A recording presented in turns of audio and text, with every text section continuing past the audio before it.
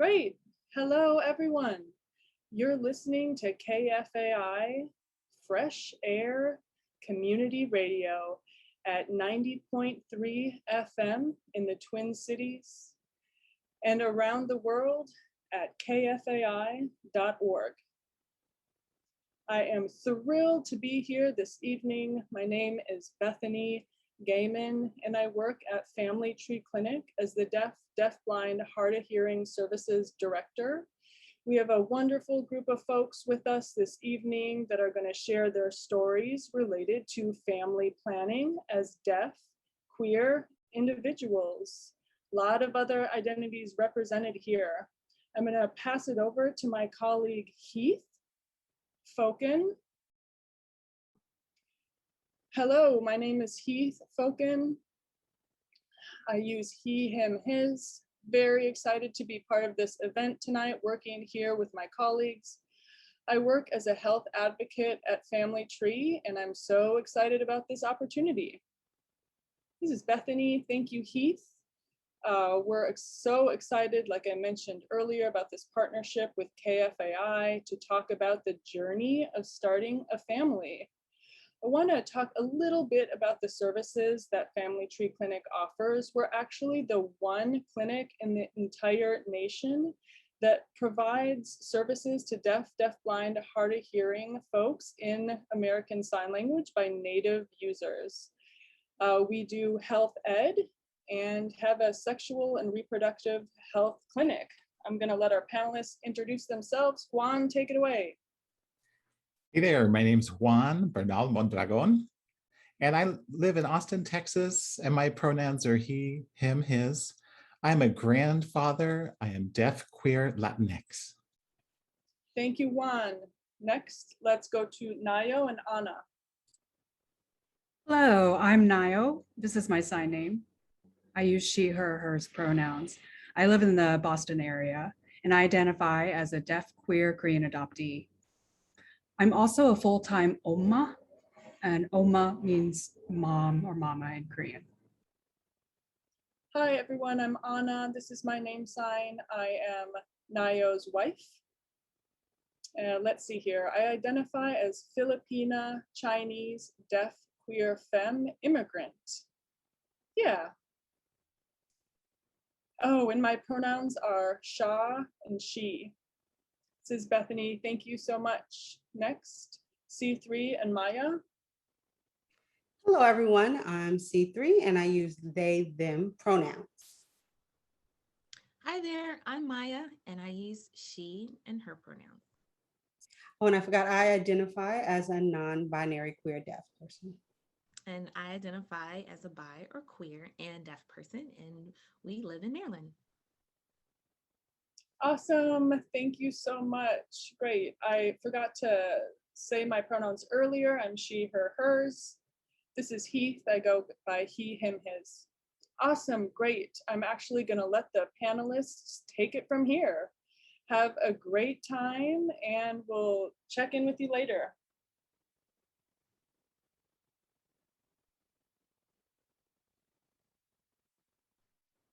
All right, hello again. How is everyone doing today? You guys good? Good here. Good. Awesome. And you two? How are you two doing? Oh, we're doing good. I've had a little bit of cramping today, so I'm trying to stay calm and focus on positive thoughts. But I'm curious about, what'd you say, Juan? Oh my gosh, you're pregnant now. You're getting close, aren't you? Yeah, I'm currently expecting. I'm now 31 weeks. I'm just hoping I get at least to 37 weeks, so we'll see, and just trying to stay optimistic. Do you know if it's going to be a boy or girl? No, we want it to be a surprise. The sex doesn't really matter to us. The most important thing is we have a healthy baby, so we're planning accordingly, leading up to birth. Whatever biological sex is assigned is fine, but we want the child to grow up and be able to decide their gender for themselves. So we've been buying gender neutral children's books. You know, the fact that they have them is nice, so we're taking advantage of that. But now I'm curious about you all. How did you decide you wanted to start a family?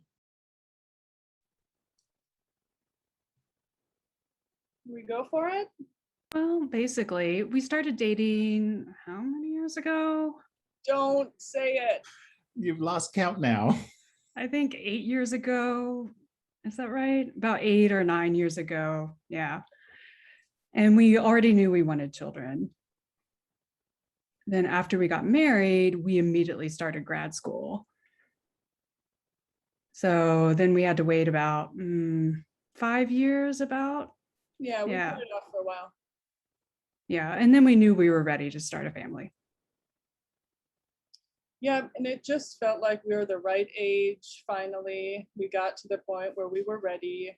It's not that age is important, but just thinking about our energy and all of that, it felt like the right time. We didn't want to wait till we were quote unquote too old just because of our energy levels. And I already noticed my energy waning throughout the day. Yeah, I get tired more often. Oh, with a toddler and a baby, that completely saps your energy and your time, but it's not forever. Right, right. And if we look exhausted this evening, it's because we are. We've been running around with both kiddos all day. Absolutely. We have 2 kids, a 3-year-old and 11-month-old. Actually, just today, he's 11 months. And he just started walking or standing up, a little wobbly, but standing. Oh, wow. That's good. Cute. I've got 3 kids myself. I was married to a woman at one point and we're separated now. So I have 3 kids. They're all deaf. My oldest is 27, the middle is 26, and the youngest is 22. And I also have a grandson who's 3 years old and also deaf. So evidently there's some genetics at play there. So that's about my family. And how about you two, C3 and Maya? Well, we just got married last year. Well, but we've been together about 4 years, right? Yeah, and I share with Maya, we had already discussed planning a family. And during COVID, of course, we had an abundance of time on our hands. So we said, well, this would be the most opportune time to start doing some research and figure out how we wanted to approach everything. Since we weren't investing our time in vacations and travel and socializing, we felt this was the great time to start planning. But I did tell my one prerequisite was that my siblings, who are both older than me, would have children first, and then we would be next. I thought it would really be appropriate because there were really no terms for a non-binary person who was an uncle or aunt. So I don't know any term that we use for that. So once my siblings, which they did, they both had children last year. One is now 11 months and the other is 3 months. So since that happened, I felt like, well, it's our turn. We were up next. Yeah, but let me just clarify a bit. We weren't just waiting to start a family after them. It just so happened that they were already pregnant as we were processing and planning. So we weren't just waiting our turn or delaying our decision. We had already agreed we wanted to proceed with starting a family, but we were able to see like how much time to take and various factors involved. So it all kind of worked out perfectly. Yeah, really. I thought I had a little bit more time since I'm younger than Maya, but since my siblings had their children, I'm like, oh, well, lucky for Maya. Really, I am a little bit younger. So I thought I had a few more years to kind of enjoy life, so to speak. But I don't know you enjoy life while you're a parent as well, but no, it was time. Yeah, for me, I was very eager, really itching to start a family because of my biological timing. I was ready. So it all happened at the right time. Yeah, same here. When my husband and I talked about having another child as well, we actually met a woman who offered to carry the baby for us. And it feels kind of weird when you think back on it. Like heterosexual couples, heteronormative couples can have babies and it's like free, quote unquote. And this felt like a transaction. And it was a little bit more challenging even to go through the process of donating sperm. So we were going through the process. We found out we were going to have twins. And unfortunately, she miscarried at 3 months when she was 3 months along. So that really put us through the ringer. And so we talked about trying again. We talked about maybe going through it again, but financially it just wasn't feasible for us. And that happened 20 years ago. And, I still think about that. So we would have had twin boys at that point. Thank you so much Thank you so much for sharing. And related to that topic, I was wondering, what sort of challenges did you face when you were considering starting a family? Oh, I come from a Mexican family, where our family is religious and the culture is not accepting of gay men. You have to be macho, you have to be manly, and they have a term, they'll say puto. And so kind of facing that as a Mexican gay man is a challenge. And I had to think, if I have a husband, will I lose my family? I've got so many siblings, so many brothers and sisters in a very large and religious family. And, what went through my head, and this was, years ago now. Right now, today, families are much more supportive and embracing. And back then, it was a different story. You would, if you were a gay parent with kids, you would fear for your kids getting bullied, saying, you've got gay dads, and so these were all thoughts that went through my head. And, we talked about, do we adopt? Do we go through this process? And I think really it came to understanding and approaching it with my family finally came around. It was so exciting because they embraced me and my husband, and they embraced the kids, and they weren't mean about it. They were accepting. So really not all families are like that. Many are excommunicated, they're kicked out of their families, they're not spoken with anymore. So I've been very lucky to have my life turn out the way it has. Yeah, I think for us, we were very fortunate that both of our families were so accepting of each other since we've been together, which was nice from the beginning. As far as challenges we've faced trying to start a family has been the decision of adopting or getting pregnant. I wanted to get pregnant, so that was something we had to discuss. C3's family values adoption because they have several family members who were adopted themselves. I haven't experienced that, but that didn't mean I didn't want to. It was more about, my age, and biological timing for me. So I don't mind adopting. And of course, I want to have that experience. There's nothing wrong with it. I'm totally supportive of that idea and it's feasible. But figuring out which method we want to do first was a bit of a challenge. We ultimately decided to get pregnant first and eventually we'll adopt as well. C3, what do you think you faced in this process? I think for me, really, the challenge of the sperm donor selection was really tough. It felt like shopping, like you filter through these options. What color eyes, color hair, height, weight, your zodiac's not horoscope even. I mean, it really just felt squeamish for me, I think. More unnatural than I thought it would be. And I really, Maya and I wanted to create a journey and experience that brought us closer together as a couple. And I think more common with couples, you want to choose genetics that match with, of course, the non-gestational parent, right? The one who is not carrying the child physically. So you want to have some of those genes, of course, because Maya would naturally pass on her genes. So I think that process of sperm donor selection, I think that was probably the most biggest challenge, I think most off-putting for me. Yeah. And it wasn't so much about wanting to pass down genes for me, but just I've always dreamed about that experience of getting pregnant. I didn't want to lose out on that. And I thought it might be impossible to get pregnant, but turns out that I can experience pregnancy. So why not take advantage of that, and not allow anything to interfere with that desire to have that experience. So What about you, Anna? Well, it's like my daughter. My daughter is married to a woman as well, and they were going through the process of having a child. And you know, I think back to my own history and challenge, and then they're going through theirs now. And I found myself, I'm supportive, I'm gay, I'm part of this community, and yet I still had these hangups that seemed ingrained to me from the past. So I have my own traumas from my past, 20 plus years ago, and now it's so different.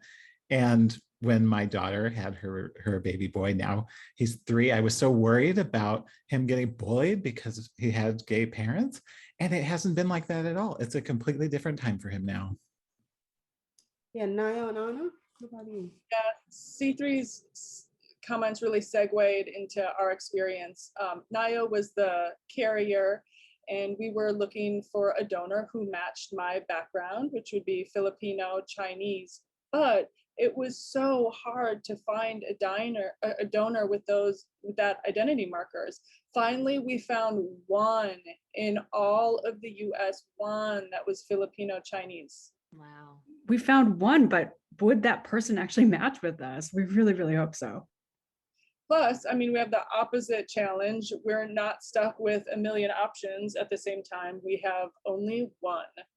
So, but that one, we found one out of so many searches. We searched so many cryobanks. Each one had like 600 different options. And then we narrowed the search to Asian. It reduced the results to about 30.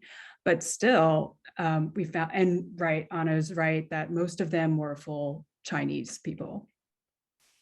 You know, that makes me think about that gay males and not being able to donate, and the restrictions from them donating sperm because of the antiquated thoughts of AIDS and HIV within the community and the discrimination that they face.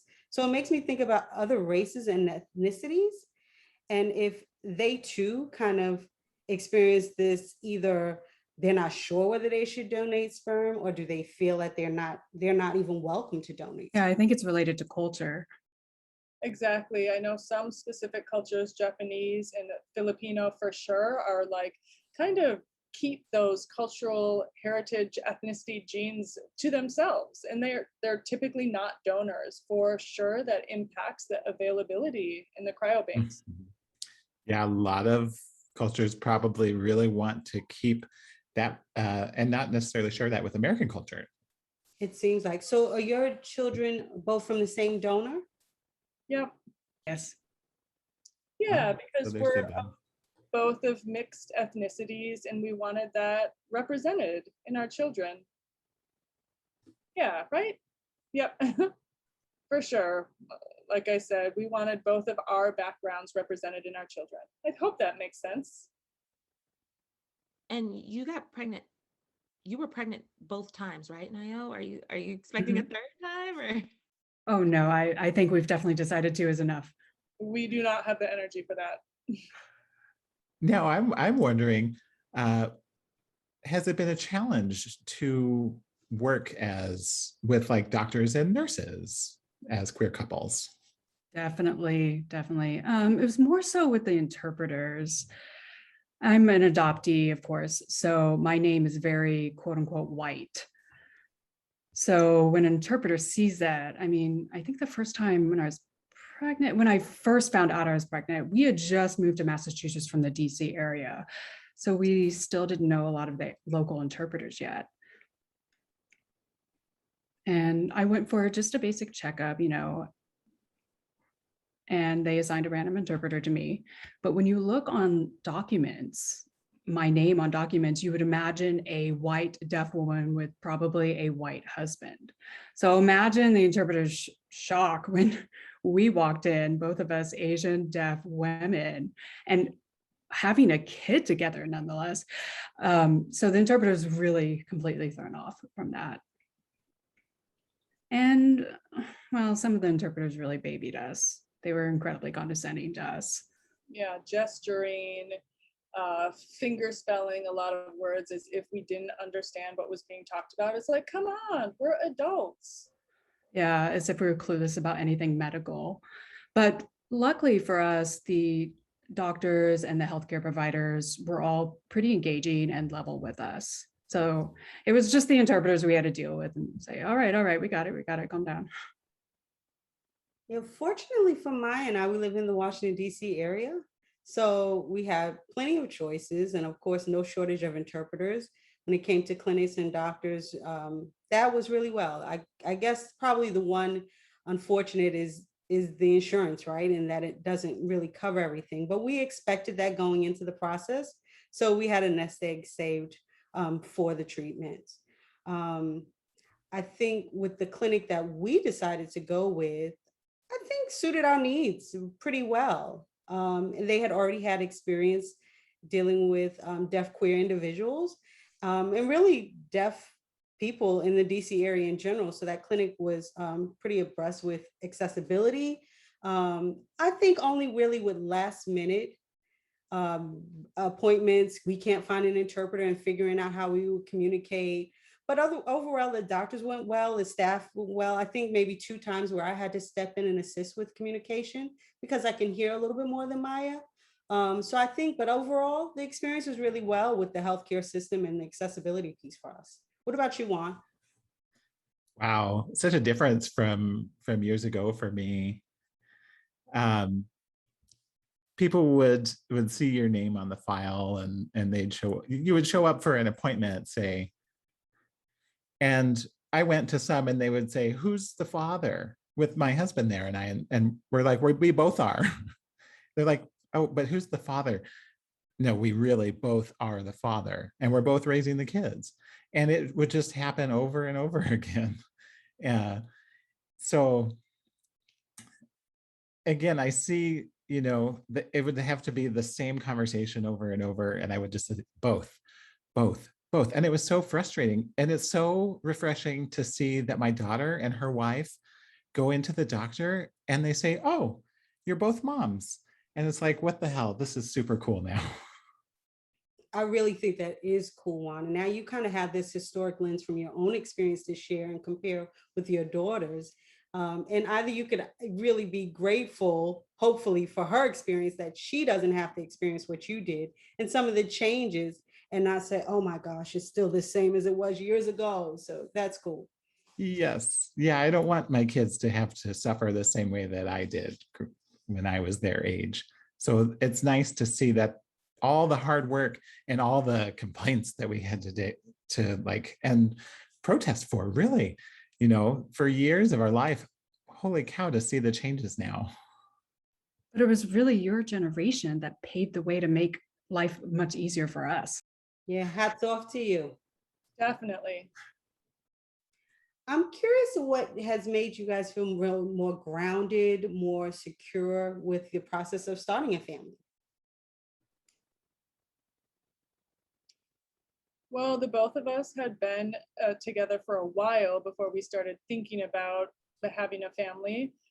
We did read a lot of books, so we knew what we were getting into and what to expect with starting a family. So yeah, that helped provide a pretty good foundation for moving forward. Right? Definitely. I mean, I feel incredibly fortunate that we're together. Our relationship is solid. It's about communication. We know that we trust each other. We know what each other wants completely. I mean, I'm so incredibly lucky to have her. When you're ready to start a family, of course, it's going to be a lifelong commitment. And it's not a way to suddenly fix your relationship or anything like that. So it requires a team effort to make it work. Yeah, at the same time, my husband's hearing. And when we were talking about having another child, he was kind of like insistent, hey, I really want a deaf child, And we kind of went back and forth on that. And I said, even if a child's born hearing, that doesn't mean I'm going to give up the child or anything like that. So it was quite a dialogue that we had to have. And of course, we miscarried at 3 months, unfortunately. But since then, especially after our conversation, he knows that I don't have a fear of whether the child is born hearing or deaf. And so, he kind of wanted to see, because I already had 3 kids and they were deaf, to have another kid who was deaf. So I understand it. But now it's interesting to think about how people are kind of using genetics to try to prevent hearing loss or anything, which I really have mixed feelings about, obviously.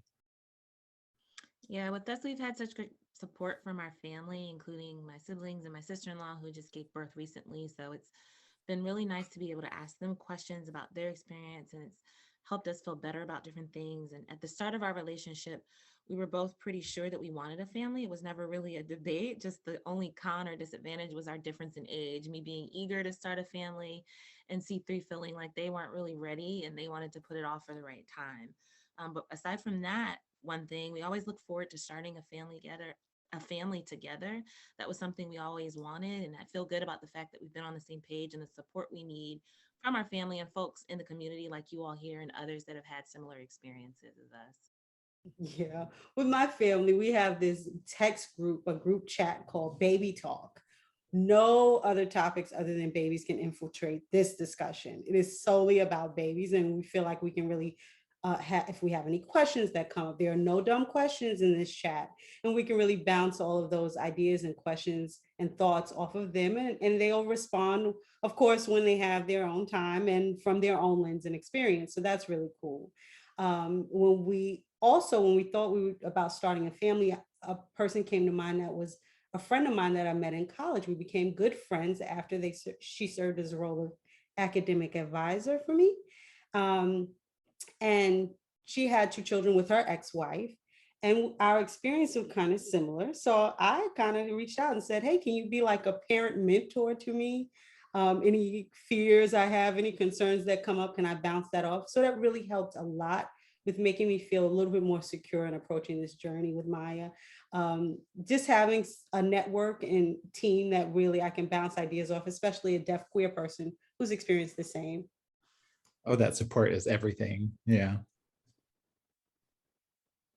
Yeah, what kind of boundaries have you had to set up when either starting or thinking about starting a new family?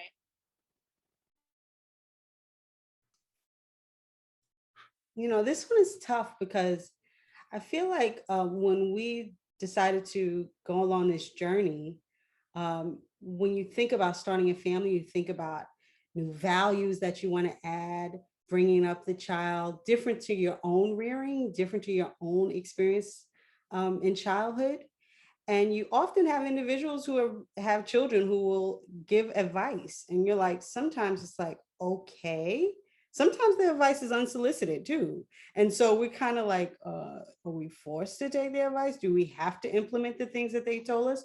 Or do we chart our own path here? So that's really been interesting for us. And we decided, we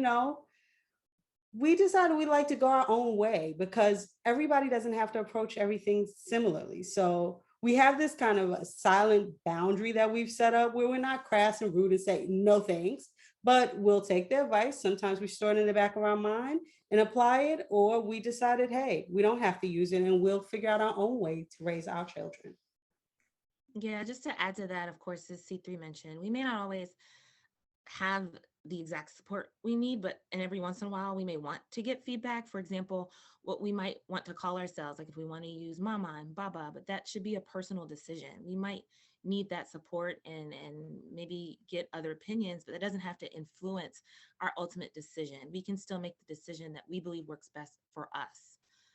And at the same time, if we get them, that's fine. We can expect that to come, to get support and feedback from time to time here and there as needed, Yeah, I remember when my kids were young, it was challenging establishing boundaries for my husband and I, because they had 2 dads and then they had a mom, but they're like, well, your dads are not married, but your mom and dad married. So there was this kind of, at the time, we didn't have the kind of supports that you all are so fortunate to have right now. So we would have this conversation. We have your mom and you love your mom and you love your dad. And it's really having to kind of make that distinction and to keep things positive. And at one point we were thinking, there were plenty of examples of married parents who had a mom and dad. And we're saying, trying to figure out and not be too awkward about how to approach this. So it's not from a point of gender, like man or woman. So like, I think kind of what happened is we would take our time kind of explaining these concepts. And, I think that today it's a lot better because it's so much more common and people are more open. What kind of boundaries? It's more about, oh, go ahead. All right. Okay, I'll continue. When we first announced our pregnancy, we got a lot of shocked responses and inquiries. How in the world did that happen? That sort of thing. Like, do we really have to answer this question or can we just leave it? Right. I feel like nosy Nellies, you're investigating. I mean, clearly you don't investigate what goes on in anybody's bedroom, right? You feel like I under investigation of how, what? And then when you have two dads, everyone's like, how did you get pregnant? Yeah, occasionally I'm tempted to say, well, two women can get pregnant. You just take one ovary and it meets another ovary, and there you go. I'm just razzing people. We actually tend to be very kind when we talk about it with folks. You know, it's tough because of course when you announce we're expecting a child, you expect that normal response of congratulations, as opposed to that look like, and you have something more to add to that. No, you want that, oh my gosh, good luck, we're so happy for you. You want the normal response everyone gets. But for us, we got that look like my grandma gave, that quizzical, like, huh, what, how? Go ahead and just ask. You can see the look on your face because it's like, it's so awkward. It's like, what do we do next? And really today, when my daughter was pregnant and had the baby, a lot of people would kind of look at her. We still hear this question today. Everyone's like, how did this happen? Did you have to have sex with another person in order to get pregnant? And people still ask this kind of thing instead of just saying real nice congratulations. It's interesting to see that it's still a conversation that's having to be had. You know, I get it. I get that some people want to know all of the different ways. You kind of already know how you can get pregnant. I mean, you kind of know that, right? And even myself, I may be curious about some things that some have done too, but I mean, Yeah, it's kind of like, do people ask heterosexual couples, oh, how did you get pregnant? Everybody kind of makes this assumption. But the moment you have two moms, two dads, or any other queer couples, they start to ask all these other questions. yeah, I think Juan, you have to build a relationship, that trust, that foundation, and then we can lead to answering some more inquiries you have. And I have a question for Anna and Maya. Do you have specific signs that you all use as parents? Yeah, I'm mama. And how'd you come up with that? How'd that start? You named yourself Mama, right? Well, mama, it's Filipina Chinese to call your parents mama and papa. I was born in Korea, so I decided on the name Umma, which in Korean means mom. And this is the sign we use. It comes from the Korean sign language KSL, and it means mom. Yeah, and I think it was last year, our 3-year-old, well, at that time they were 2, we were trying to teach them the sign for Oma, and they couldn't figure out where to put it on their face to do the sign correct, and they finally got it. So sweet. So sweet, definitely. Wow. Yeah, so it reminds me when my youngest was when my kids were all younger, the youngest, when we first talked about myself and my husband, being together, getting married, the two older ones weren't quite sure what to make of it. And the youngest was like, oh my gosh, I'm going to have dad and dad, and signed it in a really specific way. And I asked her to sign it again. And she would sign the sign for dad on 2 different parts of her forehead. So she knew exactly which one we were, which was fascinating and just so touching, and something that I just embraced immediately. Oh, go ahead. Oh, I was going to jump ahead, C3, but go ahead if you wanted to answer that. No worries. I just feel like that's another area we kind of struggled with because we didn't want to do typically assigned names. We wanted to make sure we were sure about that and figuring out the terminology. It's kind of like I said before, having this plethora of options to deal with. So we thought about Baba and we said, we'll try Baba out, and we figured we'll see what it feels like. I mean, we can imagine our child saying, Baba, Baba, I want food. Or, just try to envision what that will feel like for me. And does that feel right? So we'll figure it out and try it out for a while. I think we decided that maybe a month or 2 ago, we talked about it. But I also then think about, okay, Baba, but what comes next? A sign, right? And of course you could sign BABA, which is great. But we want something like Oma, or like you said, Juan, with the dad on both sides of the forehead. Something that is a sign. So we thought about maybe Baba off of the face. And then we said, maybe in time it will change. Kids come up with things on their own, and whatever they decide for me, I'll accept. But then we thought about Baba right off of the heart and signing it off of the heart, because we felt like as a parent, that's what you do, is to give your child your whole heart.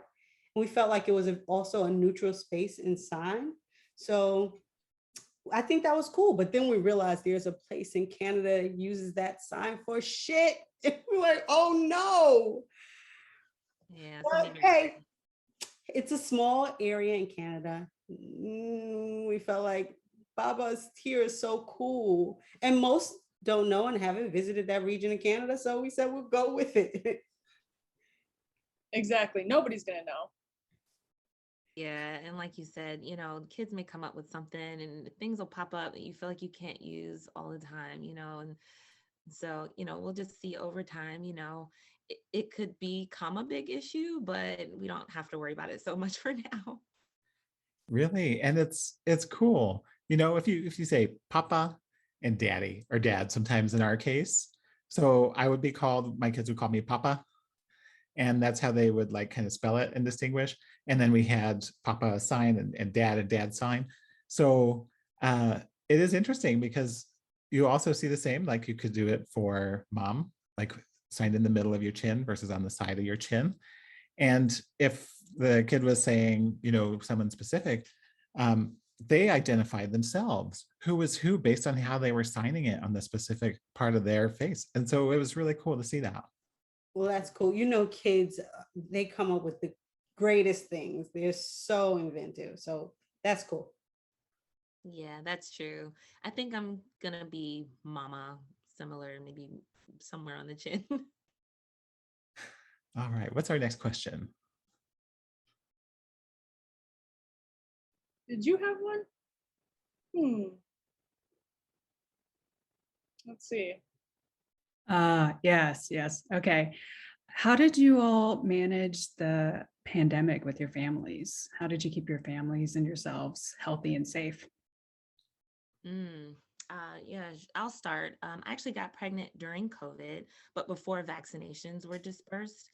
And then later on, once vaccinations started, I felt conflicted. Like, I don't know, I felt ready, I was already pregnant, and I don't know, I wasn't really comfortable or like ready, I don't remember what phase we were in, 1, 2, or 3, but Yeah, the vaccines had just started to roll out.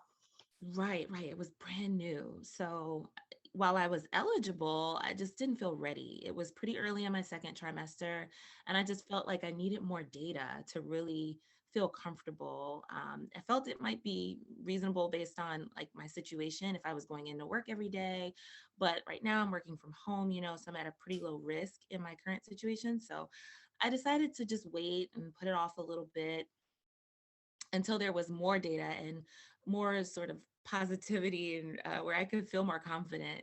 And so we had been socially distancing, wearing masks, and meeting with folks outside. So I felt like we were taking sufficient precautions until we could personally, make a personal decision to, maybe get it when I felt more comfortable.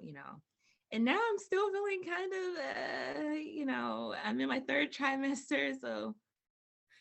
And so you haven't had the vaccine just yet, right? No. I'm thinking maybe later on I'll get the vaccine. I haven't gotten it yet. So we're still socially distancing and, still, we've been taking precautions, even before vaccines were available, meeting folks outside. And so, I feel like we take COVID testing before we meet folks. And so, all the time. So I think we're taking sufficient precautions. Would you agree? C3, what about you guys? And for me, it's really tough because my family, being Mexican family, love to get together and everyone be together. And you want to say, hey, let's everyone get tested, make sure we're all safe before we all get together. And yeah, it's a question if if you're pregnant, if the vaccine is safe. And really, sometimes you have to make a decision. I support that, especially if you have concerns about the effects on the baby, talk to your doctors and they can probably explain what options are available. And of course, it sounds like you all are taking the precautions, washing your hands. Sometimes it's in Mexican culture, of course, we're very we love to hug. And when we see people, we embrace each other, and so we still have to be careful, but yeah, it's a big part of our life. Yeah, one thing I wanted to ask, and obviously I expect anybody's decision, right? It's fine. It's obviously a personal decision anyway, whether to get the vaccine. It's really similar to the decision to have a parent, to be parents, to have a child. It's your decision. Yeah, it's hard for me because it's one thing to make that decision for myself and another thing to tell my kids, and to make sure that I support their decisions. When they were younger, that was a different story than it is now. And I just have to learn to accept it. And, honestly, we all learn every day. We're all learning all the time. Nayo, you were going to say something too, yeah? Yeah, and our kids are so young, they're 3 and 11 months, so the vaccine is not available for them. So we're still pretty careful when we go out, right? Yeah, I was actually pregnant. I found out I was pregnant before the pandemic even started. And then when it happened, so a lot of my pregnancy occurred during the beginning months of the pandemic. I mean, luckily we had a toddler who was too young to truly understand what he was missing out on, but it was tough staying home all the time before we'd go out to the library, to museums and various outings. And to go from that to being forced to stay at home all the time was tough. But we were lucky that he was so young. He wasn't complaining about wanting to see his friends and that sort of thing. Yeah, they're still so young. We have another friend couple who has some teenagers that are always complaining about wanting to go out, be with their buddies. Fortunately, we don't have that exact problem yet because our kiddos are so young yet.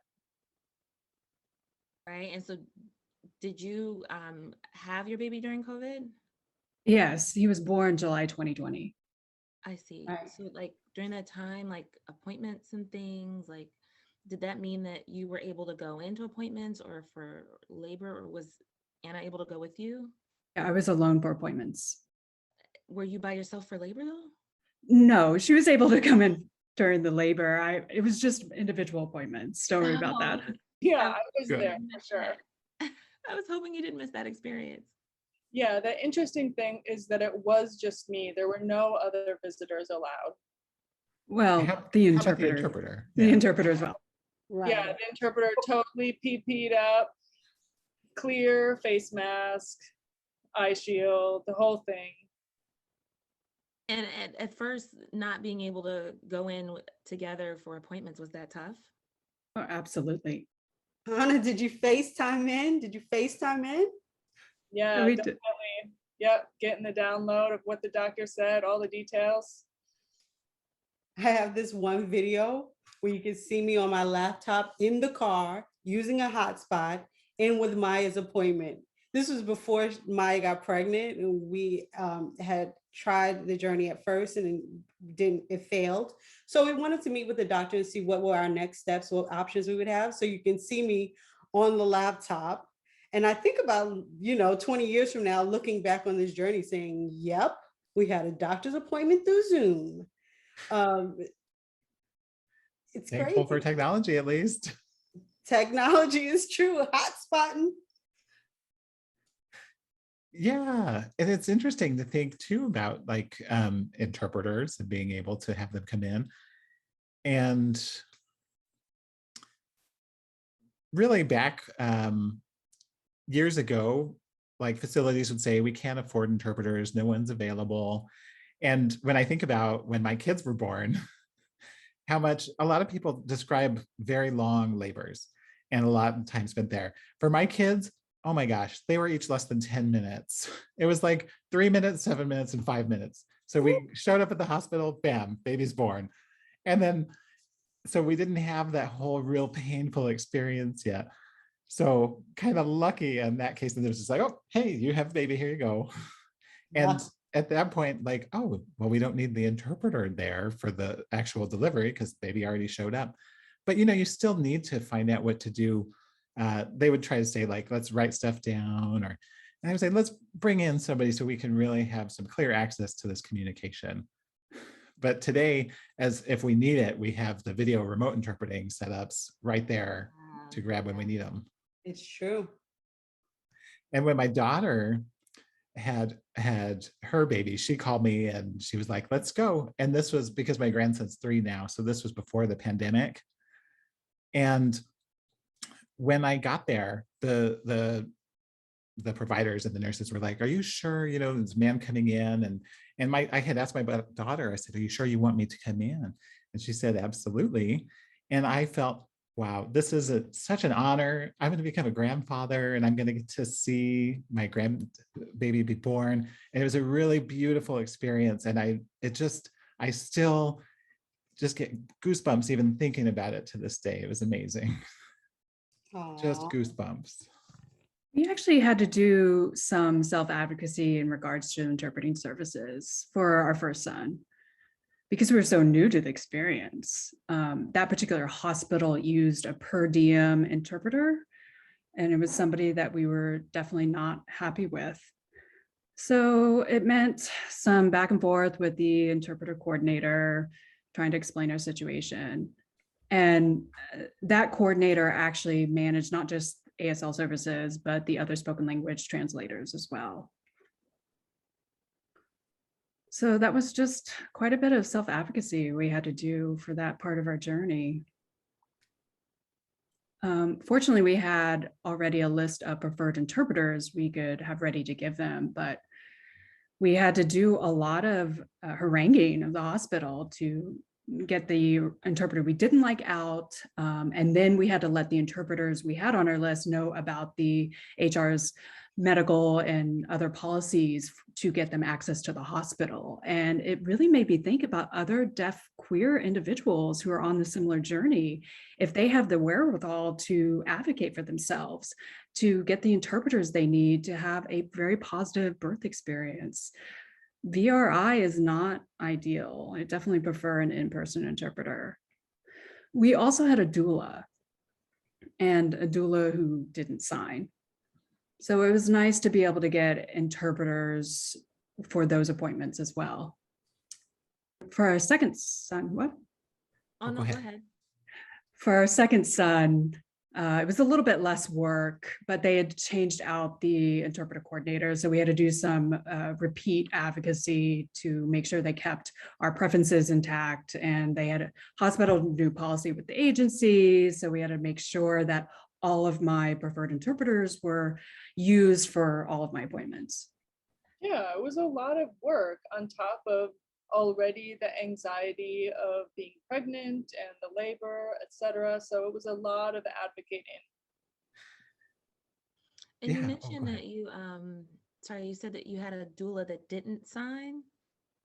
Correct. Right. Yeah, well, we actually got connected with a deaf doula. And so that was telling us about self-advocacy, similar to what you mentioned in your story. So, I thought that was cool. C3's sister had a doula, and honestly, I thought, oh, that's not something we really need, because I was mostly concerned about communication and access, accessibility essentially. But when I heard about a deaf doula, I was like, oh my goodness, instantly I had a change of heart. I thought how nice it would be, but for you guys, I'm curious, how did you communicate with your doula? Was it good? Yeah, our doula does identify as Asian, and so there were just some cultural markers that felt great for us. We had open conversations with them, and it really worked out. It was also nice to have her there in the room. All of the doctors and nurses were white, and so having her there was really beneficial. And she was incredibly supportive and open-minded to us. Yeah, we still keep in touch. They're out of state now, but we definitely keep in touch. Yeah, When we were ready with our second son, unfortunately, she had already moved out. So we decided to go ahead without a doula for the second son. But we also found out that the doula wouldn't have been allowed in the room. She would only be there virtually. So we decided to drop the idea completely. Yeah, I'm wondering too, your thoughts. If they happen to bring in a male interpreter, say for example, there was no female identified interpreter and the only person they could find was a male interpreter. What's your all's thoughts on that kind of situation? Well, that never happened to us. Yeah, I don't know how to address that problem because we haven't experienced it. Good. How about C3 and Maya? How would you feel if you ended up having a male interpreter come in? Just say in the event that a female identified interpreter was not available. I mean, honestly, if that happened, I mean, the important thing is the information. Like, I want access to the information. Tell me what they're saying, so I don't think I would really care. Yeah, that's a good question, Juan. Food for thought. I suppose that the agencies kind of strategize to pick someone who identifies themselves as a woman. But when they hear labor and delivery, they just place a woman on the assignment. So I'm an interpreter myself, actually, and I've gotten these kind of calls when you're working the ER pager, and you go in and someone says, "Oh, this is a male interpreter. You can't be here." But if you say, I'm an interpreter. I'm actually a deaf interpreter for Mexican Sign Language, lenguaje de señas mexicanas. And sometimes they come in and you don't have any choice. I'm the only one available, literally. But that's what I do. I go in, I interpret, I give that access. And I'm a dad too, I'm a papa. I'm here, so it's kind of nice. But I think that it might take it's something to think about and practice in our culture. I don't know. Give it some thought. Yeah, I think with the midwife, we had like a network of about 8 midwives. And so it really kind of depend on which one, but we did do some research. We can identify one that was non-binary or queer. Same as you, Anna and Nayo, like having somebody that has that Asian doula that had that cultural knowledge. We thought it would really be cool also to have a midwife that use the pronouns they and them. Of course, we couldn't decide out of the 8 of them which one would be there, but having that one that did identify as they and them was cool. So it was nice to kind of meet with them also and have that sense of user familiarity with terminology and kind of commonality of identity. I think that was really important. Same like you said, Juan, with the language. I think that identity piece is really important as well. And it's nice today because I love how, back in the day, we had what you had is what you got. Right. And that's different now. Yeah, that's got me thinking. It goes kind of nicely with the next question. What advice would you give to deaf LGBTQ people who want to start a family and don't exactly know where to start?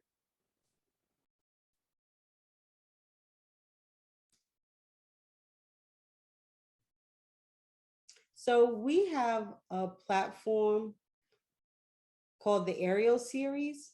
And we have set that up ourselves where we share our stories about our journey. And it's on Instagram. You can follow it on Instagram. And of course, now it includes our pregnancy process and this part of our journey. And it's led to also a series of YouTube videos where we share our stories through video, of course, from the beginning stages, the infancy stages of our relationship all the way to now, to this journey on starting a family. It's going to be 10 series. We're on our 6th now, our 6th one. And we show all parts of the journey, which is really, really cool. We always get people who want to follow us and say, oh, we're following a journey. And we say, no, this is just one journey. Like this is one lens, one perspective. Everyone will have their own. It's not a one size fit all thing. And I think that's really cool. And it will help also kind of inform people on one perspective. And you can decide whether you as well want to film your journey as well. It's really just one way we've approached it, really. Yeah, because there's so many resources that you can take advantage of, and it depends on what you relate to, and what interests a particular individual, right? So, I would just say that, you know, don't let anything stop you from really, going for whatever it is you want to do, however, whatever you stand for, don't let anything interfere with your dream and what you really want, because it's your future, and whatever you want is fine. Just go ahead and research it, and as much as you can first, and everything will work out. You just have to be patient with the process, and it will be successful. If it can happen, and you respect each other, and trust that it will happen, and have compassion with each other, and at the end of the day, it'll happen, right? Everybody's experience will be their experience, and and you'll get to that place eventually, regardless of whether you use a donor or it's a natural birth or whatever happens. Yeah, it's interesting to think about like families and culture. And I think about my culture and my family. And then I also step back and I think, what do I want? What do I want to do as a parent? What do I want through my life? And it's not always easy, but you get through it and you support. And really, whether if you want a family, if you want kids, if you adopt, great. If a lot of people have, there's kind of this conception of, oh, they're not my blood, but you can adopt and love, and it's family. It doesn't matter. You're still family. And if you decide that, yes, you want to be a parent, doesn't matter which way you go for it. So, like, really, it's all about loving the kids in your life. And we learned a lot from others who've had similar experiences as ours. And we got a lot of advice from them. And there's a lot of stuff that we didn't know about. I'll give you one example. I am the non-gestational parent, and my name is on the birth certificates, but I am not the legal mother. In the eyes of the law, I am not the mother. Well, actually, maybe in Massachusetts I am. They might have a different system. They might consider me as the legal mother, but if we travel out of state, I am not. It means that we had to go through a second parent adoption. So my own kid, I had to adopt, go through the legal process. We had to go to the courthouse. We had to fill out forms.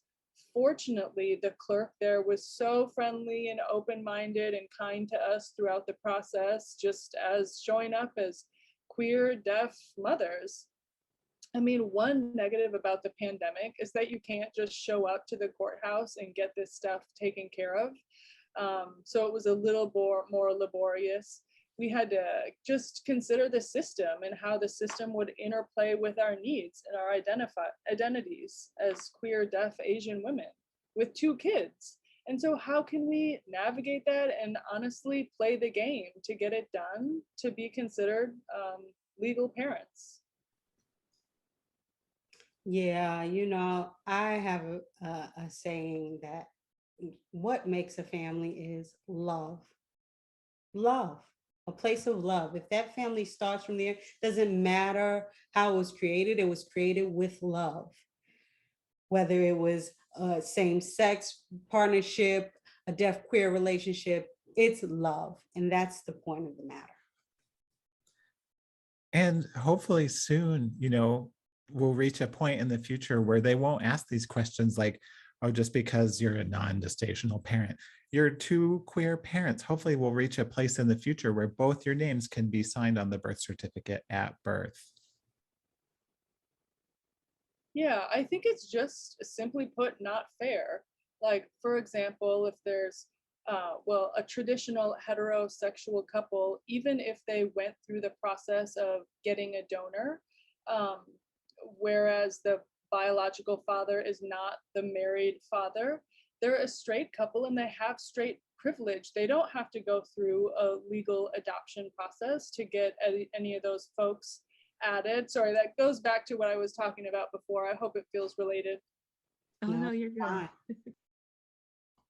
For me, my advice would be similar to what I've said before. I mean, this is a serious commitment you're making. You need to know what you're getting into, and it's an incredibly exciting journey. Just be ready for the ride of a lifetime. It's a very significant part of your life. I mean, It defines you. I'm incredibly blessed to be going through this with Anna. And I'm so looking forward to more LGBT families growing today and seeing more queer spawns being born, which are kids of LGBT families. And it's also important to keep in mind, I mean, in our situation, we're the only deaf, queer, Asian female couple that we know with kids. We just haven't found anyone else quite like us.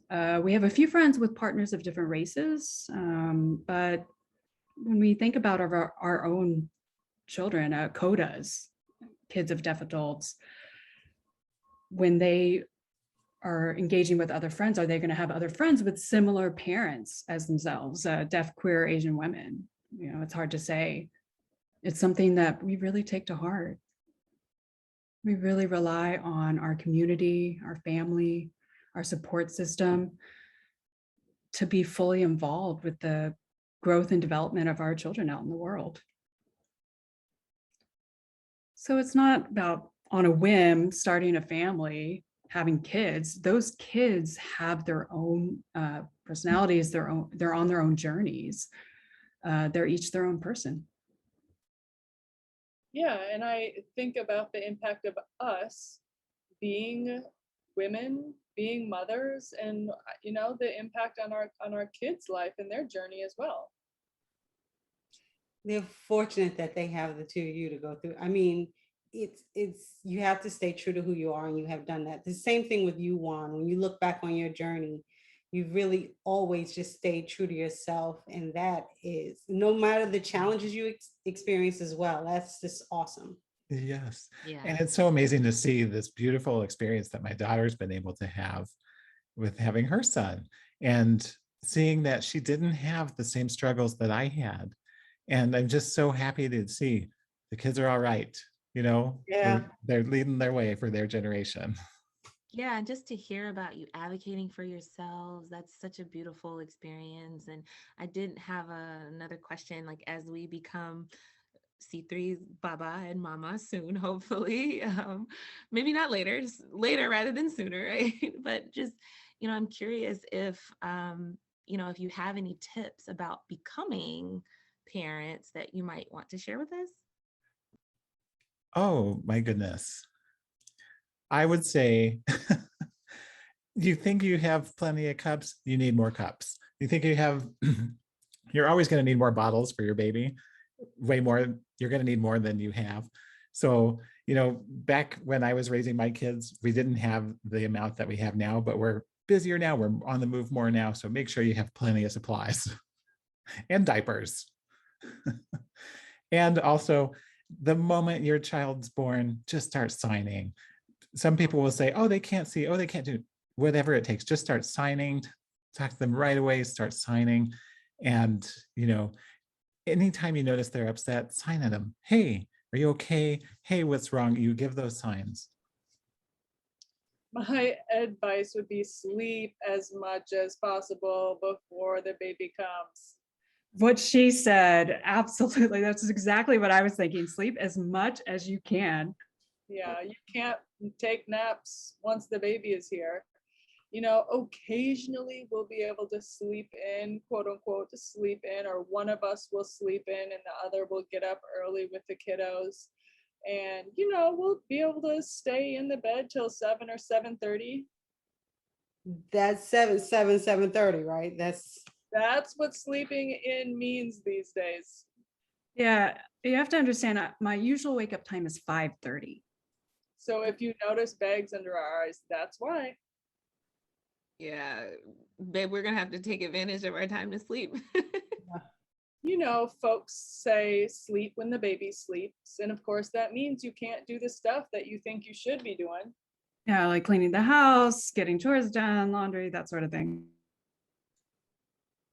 At baby showers and stuff, we always would recommend get more diapers, ask for more diapers, because truly you go through so many diapers. So many.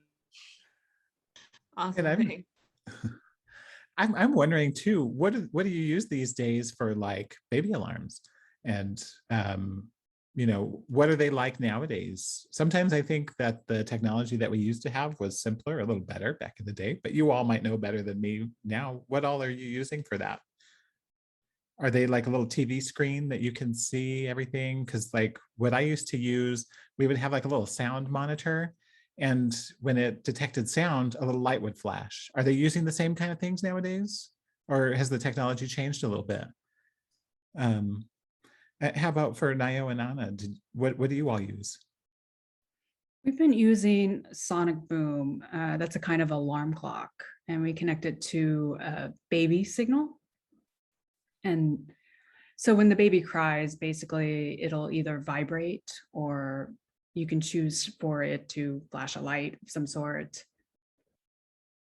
And also, of course, now we have two children. The oldest has his own room, but for the second one, we use, what is some kind of VTech equipment? I forgot the name, yeah. Yeah, something where you can see the screen, what's happening on it. So, but it really depends a lot on if you're a heavy sleeper or not. That'll decide what kind of equipment you decide to get.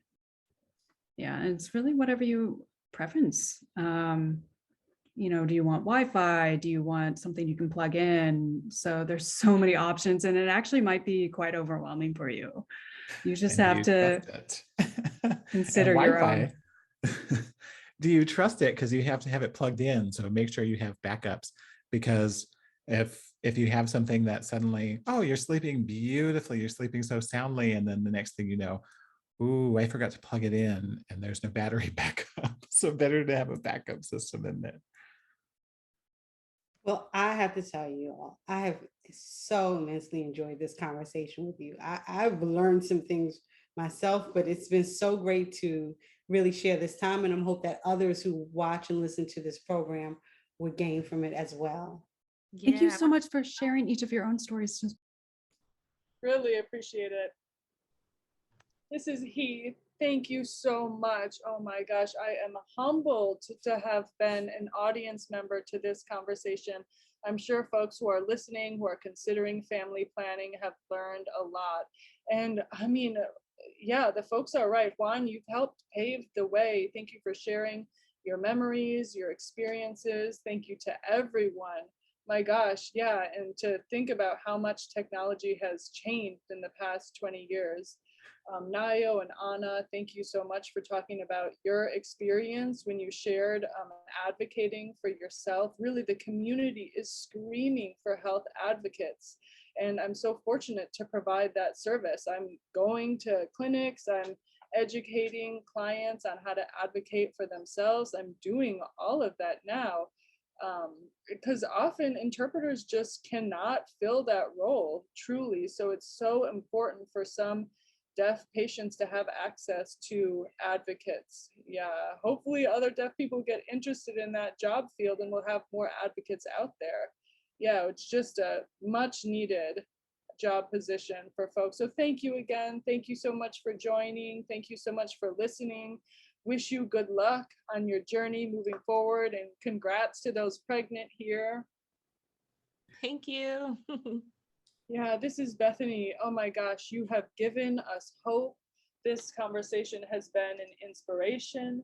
Thank you so much for sharing everything that you did. Have a wonderful evening. I hope that you can practice some self-care, recharge, and just ruminate on this awesome conversation.